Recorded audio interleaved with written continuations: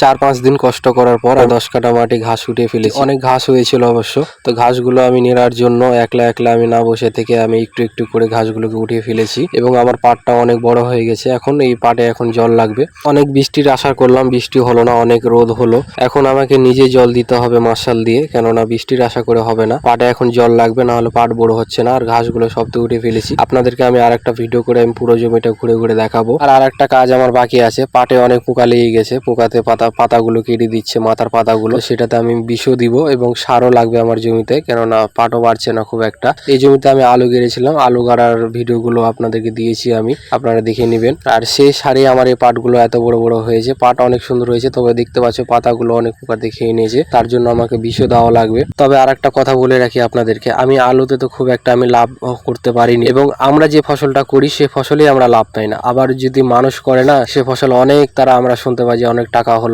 বা কুইন্টালে এত বিলো অত বিলো, কিন্তু আমরা করতে গেলে সেই টাকাটা আমরা পাই না। তবে পাটটার দাম শুনে অনেক আশা করে করেছি। 2025-এ তো অনেক দাম গেছে, 2026-এ কত যায় এবার আপনাদেরকে দেখাবো। তো সন্ধ্যা লেগে গেল, ভিডিওটা ভালো লাগলে শেয়ার করে দিও। নেক্সট ভিডিওতে দেখা হবে।